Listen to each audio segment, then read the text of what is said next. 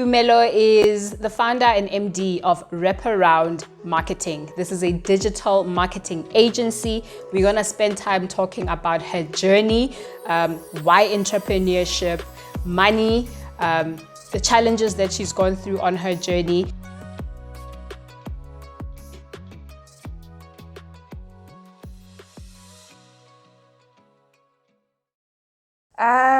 So born and raised in Mafeking.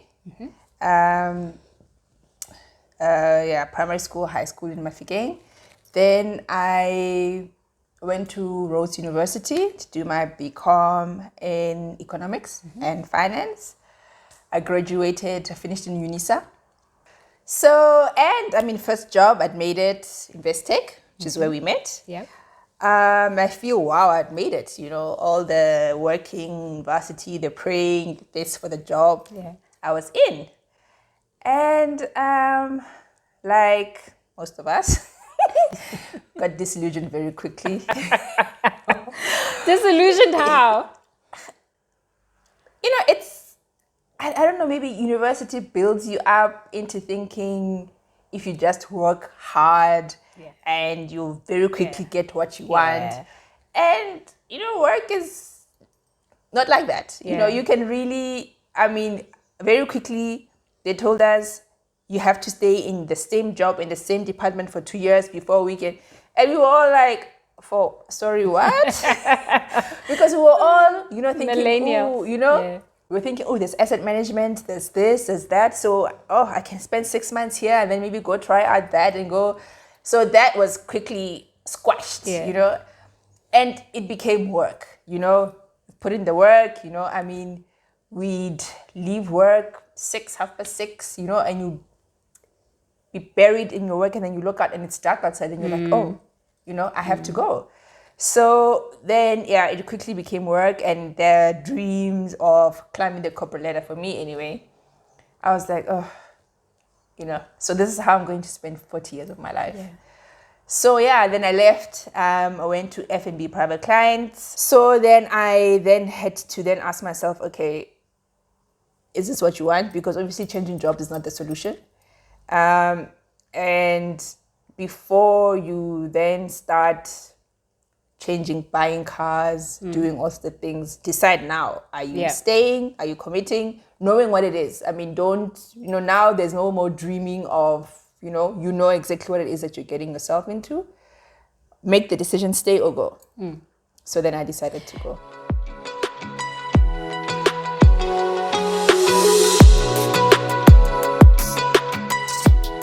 And this was in your early 20s still? This is early to mid-20s. Mid-20s, I was about 26 when I left, So you went through what I call the quarter life crisis.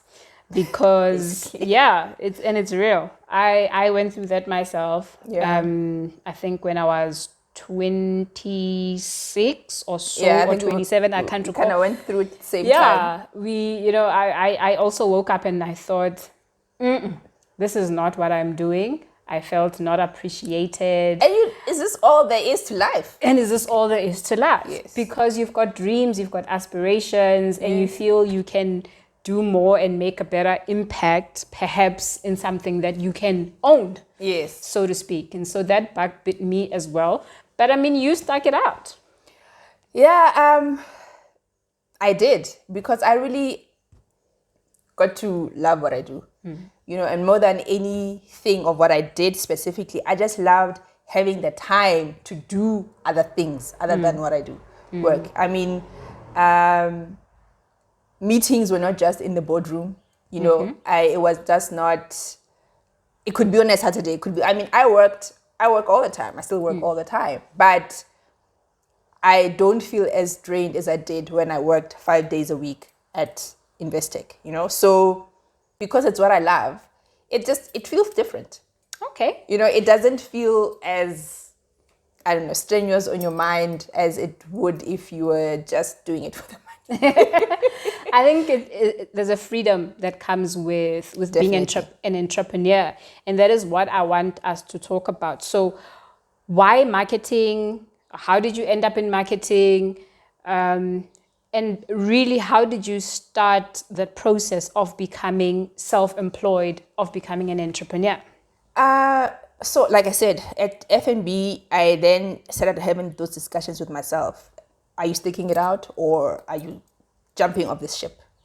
And I had no idea what jumping off this ship would look like, So I was still thinking, maybe, this is what life is, started investigating, doing things like MBA, started wanting to change my car, And then a friend of mine then told me that he was starting a restaurant. So he'd just been approved. Yes. Keg. So he'd just been, his business plan had just been approved for loan for a restaurant. It was a pub, actually. And he says, do I want to go in with him? I was like, obviously I thought he was joking at first. And then I realized, hey, okay, cool. Why not? Why not? I've been looking for something to do, then this is this. And then at the restaurant, then I was kind of the one doing things like, when promos, when there's a new beer or new cider being launched, then, they'd come and I'd kind of organize that. And then, so that's how then the event management and I had a friend who owns a graphic design business. Then she then said, like, kind of outsourced me to do, she was then venturing into corporate gifts. Then I was doing that for her. So then I said, okay, if I'm earning commission and I'm looking for clients, then why don't I just do it for myself? Okay. So that's how then I got into marketing. So, and that's how Wrapparound was born. Oh.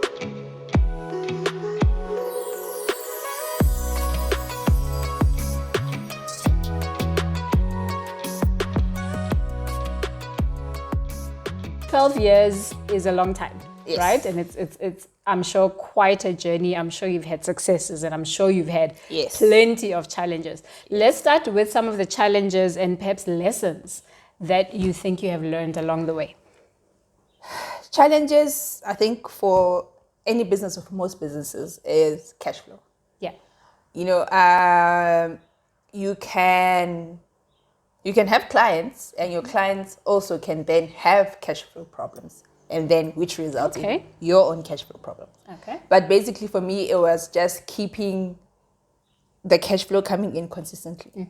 You get, maybe sometimes you get a big contract, yay, it's nice, and then you work on the contract, and then the contract ends, and then you have to now go again and start the journey from scratch. Start again. Yeah. So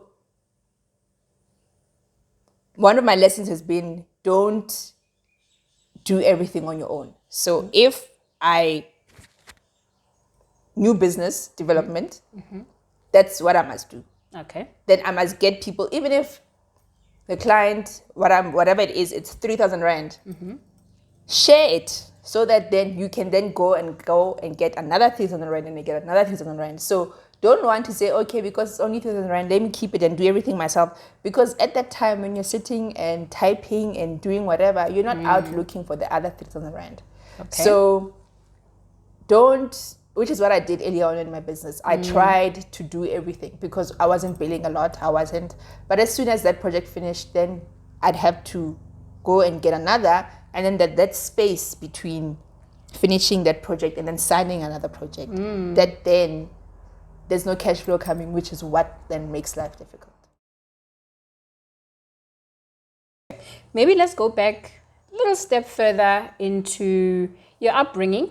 Yeah. We find ourselves as adults with whether it's core beliefs about money, or whether it's our values, our spirituality, and so forth. But all of these things are very much interconnected. Can you tell us just a little bit about your upbringing and how that has shaped the entrepreneur that you are today, how that has shaped your attitudes or mindset towards money and things like that? So my dad was very strict with money. So my parents were very strict with money. So there wasn't like a free flow of money to us. So when you asked for money, it had to be why, how, justify. And you can't ask for money today, then come back and ask for money again tomorrow, and then come back and ask for money again tomorrow, you know? So you had to actually really think it through. Because the next time you're going to get money again, if you get it today, is this really, really, really what I want? Yeah. Or must I wait and maybe ask for something else? So it was very much a money doesn't grow on trees. Yeah. You know, I mean, we didn't, you know, there was always food on the table, you know, so I didn't grow up thinking that, ooh, where are we going to get, you know, but we weren't lavish. So my parents really were very good with making money go further. So, and I remember when I think I was in primary school, I was kind of getting to high school. My dad then went and opened bank accounts for us. Yeah. Then deposited like 50 Rand. I remember it was 50 Rand. And then he gave us the bank card. And then I spent the 50 Rand and he couldn't for the life of him think, what did you do with 50 Rand? Yeah. So I had to really justify. So he couldn't understand. You stay at home, you get driven to and from school, so what it is what did you use 50 Rand for? And yes, at that time, 50 Rand wasn't 50 Rand now. I think my friends and I went to Wimpy or something and we had a burger and a cool drink. And he was like, but you eat lunch at home. So we really had to justify, you know, money. So even in my today, I always think, okay, so should I today or should I tomorrow? What if? And also as a small business, when you don't have that constant flow of, you always have to be thinking, okay, so something could come up tomorrow or this. So yes, do I really need to do this today? Okay. You know?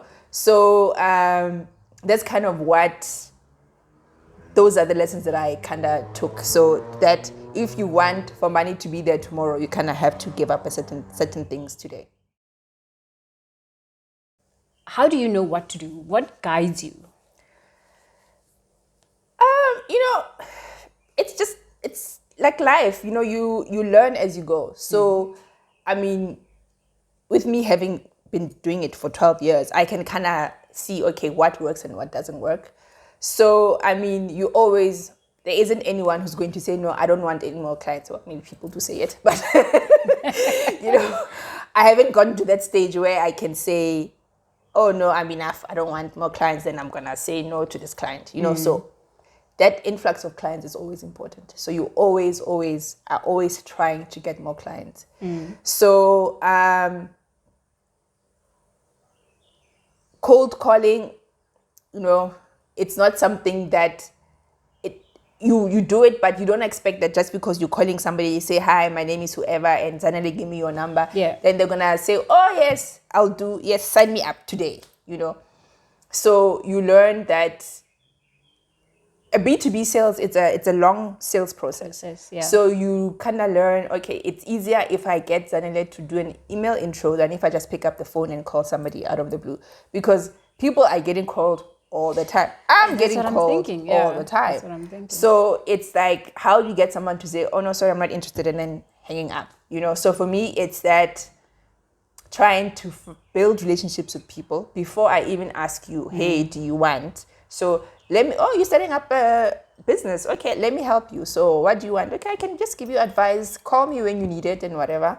So that when then I say to you, oh, there's this person, can you introduce me? Then you also have the confidence to say, okay, Tumelo actually does really know what she's talking about. You know, and then it's easier for you to say, hey, Ntabeling, my friend is a social media marketer. You also need somebody. So, you know, call them and see, or she wants to call you. Can she call? Can I give them your number? And I was reading, isn't that the whole crux of digital marketing though?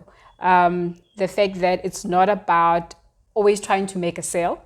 What we see now is that you need to be giving away, whether it's content or advice or etc., so that you build your credibility, and then you're almost laying the foundation for more opportunities. Isn't that the crux of it? Yeah, because I mean, if you go on Twitter now and you look at your feed, right? You'll check, and 10 minutes later, you will find a whole lot of other new things. So there's so much out there, you know, and why would somebody just click and like what you have done as opposed to what somebody else has done or what somebody else has done. So being consistent, showing up in people's feeds, liking somebody else's, and posting and commenting on other people's feeds, that kind of gives people, they get to know you. You know, it's not so that when you do approach that person, it's not a cold call per se. I might not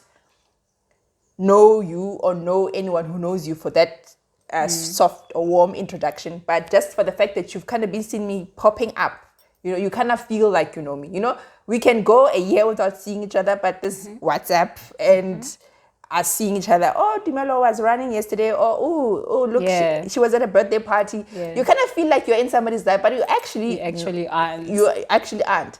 So it's that concept that, you know, when you post an article or when you like somebody or when you comment on somebody, then somebody kind of starts seeing you and saying, oh, okay, they kind of know you, but they don't. So when you approach someone, it's not necessarily a cold call, but it's, you know, it's, you're familiar with that person.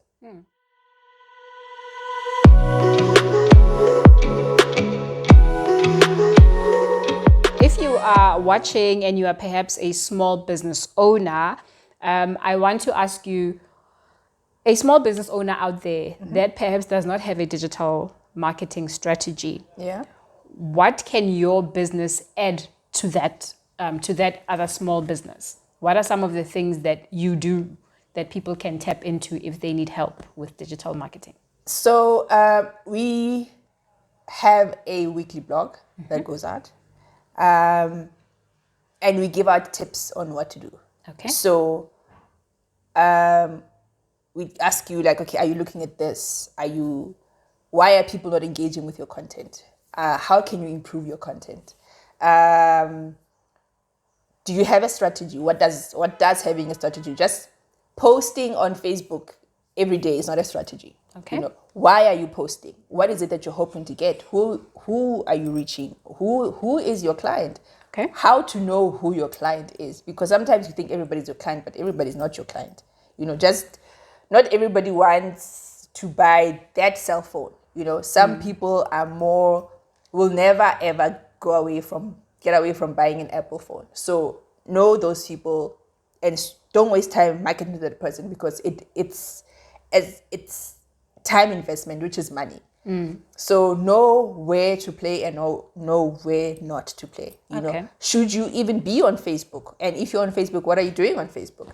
You know, are you just posting? You know, and it's a waste of resources. Know why you're doing things. So that's kind of what a strategy does. It gives you direction and it gives you focus. So that's kind of what we do for businesses. The minute we put a strategy in place, and then it's not just you as a business owner who's on the same page. As you get clients or as you get employees, then you can share that strategy with them and say, guys, this year, this is what we're focusing on. This is what we're doing. So every single thing that you're doing, whether online or offline, then has that same message to say, this is what this year, this is what our strategy is. Okay, I hope that was useful. And where can people reach you again? So our website is wrapparound.co.za, wrap with a double P, wrapparound.co.za. Email address, tumelo@wrapparound.co.za. So all our contact info are there on our... Okay, that's perfect. And we'll also put the contact info here. Now I want to talk about 10 years from now. Yeah. What is your vision for Wrapparound? Yeah. And what is a vision for yourself? I want to help people showcase their companies and also educate people about the product. And it doesn't cost nowhere near what TV advertising costs. You can really have a really low budget and still put out great content with great quality out there. Okay. So that's what, for me, what's so amazing. It's the perfect thing for small businesses. It is, you know, it's on a really shoestring budget. You can really do a lot with your digital marketing. So for me, with Wrapparound, I want to very much try and show people that you don't have to don't just fall into the rut of just posting things on Facebook for no reason. Okay. But also, you don't then have to spend lots of money to try and get your content out there. There is a great middle ground. Okay. I So, like that. Yeah. So to produce Coca-Cola for me produces one of the best campaigns, whether TV or online. Whatever age. I'm actually not sure what the agency is, but they really do great campaigns that talk to. I personally don't drink Coke, but that, like, for example, that campaign where they had people's names. Yeah, that was the best campaign I was ever. out there looking for my name on a Coke can. My mother bought a Coke can, so that was one of the best, So you don't have to have, you need creativity, So you can do so much, with it. So, like I say, you don't have to have the budget of Coca-Cola to produce something similar as what Coca-Cola did. Yes, they did the TV, the billboards, this, but that campaign can work even so much better just on social media. Absolutely, and I think there's a lot of lessons to be learned from that for other small businesses, because to me, it's all about impact. Now, talking about impact, again, 12-year journey, you must have made a lot of impact, if not in other people's lives, perhaps, that you have employed along the way, that you have collaborated with along the way. Can you give us a sense of the impact that you feel you have made as an entrepreneur? Because let's face it, entrepreneurship is our hope into a better economic future. Yeah. I collaborate a lot. So, as a small business with limited resources, I collaborate a lot. Yeah. So I network a lot. Okay. So that I can find people who can complement the services that I offer. So if I win an account, and there are services that I don't necessarily offer, I will reach out to an entrepreneur or somebody to say, okay, you do video, this client also wants that to be part of their monthly whatever. You do animation, that client wants that to be. So when we go and we do a proposal, it is a proposal that offers all of that but I know that for me, myself, I don't do that. So as small businesses, we do that a lot. We pull each other in as and when. I don't have permanent employees, but I have people who I know I can just call in. And there are people also who also know, okay, if this is needed, then I pull Tumelo in. Bringing strengths and resources together to make even a bigger impact. I like that. So they say umuntu ngumuntu ngabantu. So what I'm hearing you say is a business is a business because of other businesses. So I think we're coining a new term of Ubuntu here, but towards businesses. Now, what do you think? Is there anything that you know now that you wish you would have known back then when you started? Yes. Oh, yes. Okay. One, get help. Get help. Yes. Okay. Ask for help.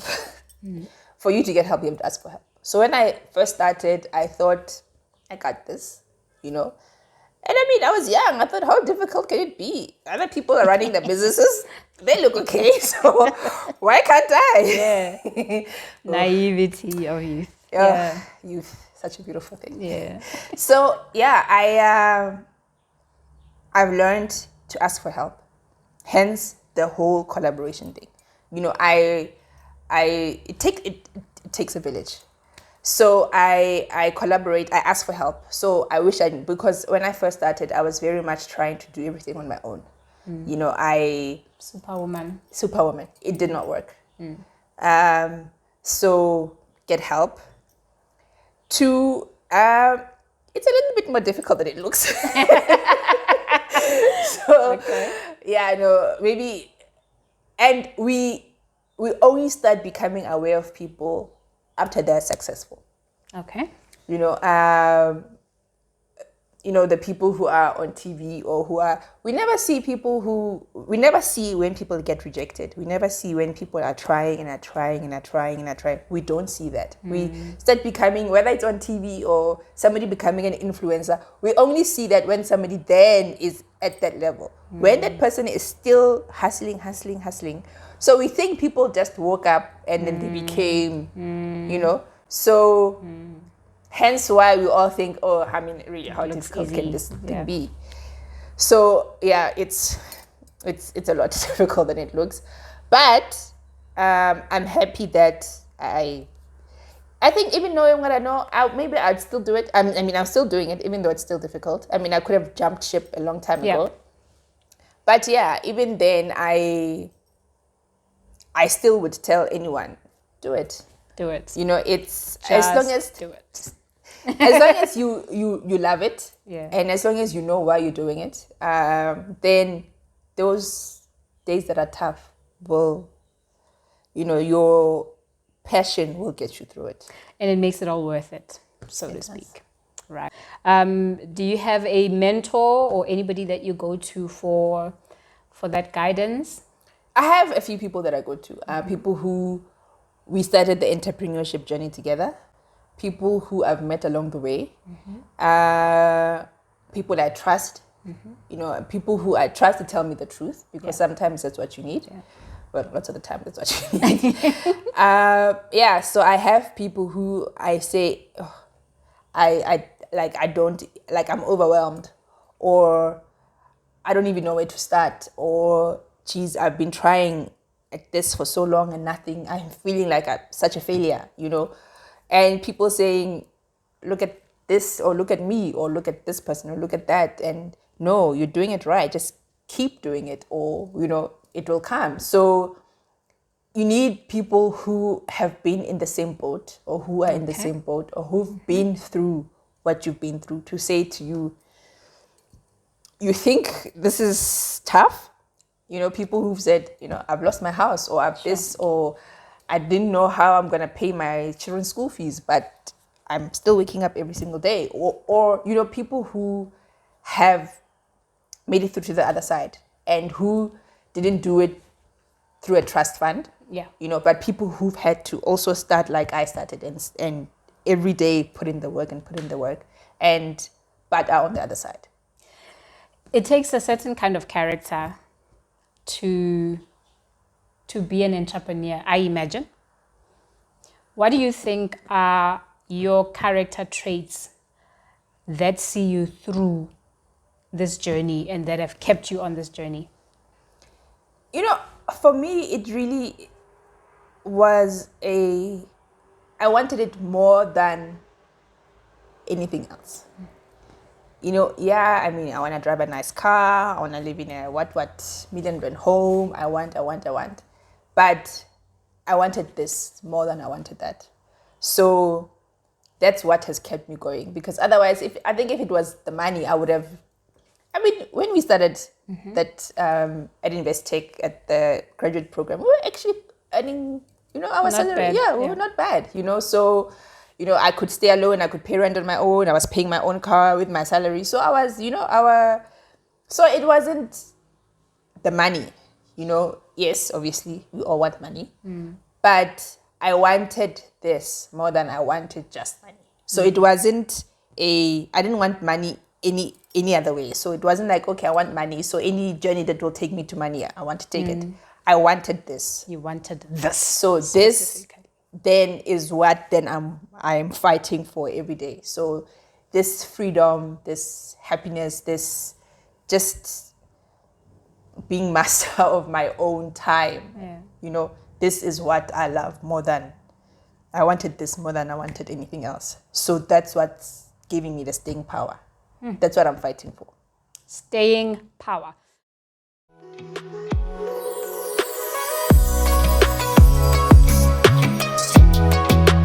Yeah, so how are you feeling after our chat? I'm happy. Actually, I haven't had to reflect on my journey in so long. Really? So You've given me some things to think about. I haven't had to think about how did I come up with my name. I haven't had to think about that for so long. So yeah, it's taking me back to those days when, I didn't know whether I'd be here today. So yeah, it was a nice walk down memory lane. A nice walk down memory lane, and hopefully a path into the future, so to speak. Yes. So I'm happy. I'm glad that we did this. I'm glad that we took the time. Again, when you say reflecting, I guess this is what this is all about. Yes. We really just want to reflect on our successes, our challenges, mistakes, failures. We want to reflect on what has happened so that we are able to help other people. Yes. Because what I know is that whatever it is we are going through, there's other people that are going through the same thing. So just listening to you speak, I'm sure you'll be able to touch a lot of other people that are perhaps uncertain about a number of things, or even somebody who was just needing that push. Yes. So I think this was a very important conversation to have. Yes. And I'm also looking forward to the next interviews and to see this Blackin network actually grow and achieve what it is set out to achieve. So thank you very much. Yes, and I want to say to you, congratulations on this new venture. I hope it grows. I hope that you can inspire and get people. And can I be the first volunteer to say I love to volunteer to mentor. There we have it. Success. That is what success now means for me. Yeah. So I'd like to, if I can, in any way, if I can just help somebody to, I get a lot of help. Even after 12 years, I still need help. So if I can help in any way, please let me know, and I'm keen. I'm in. You're Blackin. Yes. This is us closing. I'm your host, Zanele Dintwa, with my beautiful guest, Tumelo Chulu, and we are Blackin. Yes. Cheers, bye.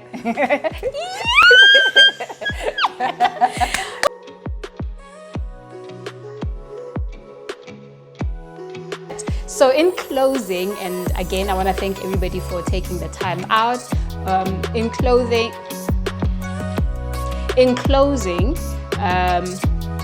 Blackin is really just about connecting and creating a network of professionals, individuals, entrepreneurs coming together, giving their time to inspire young people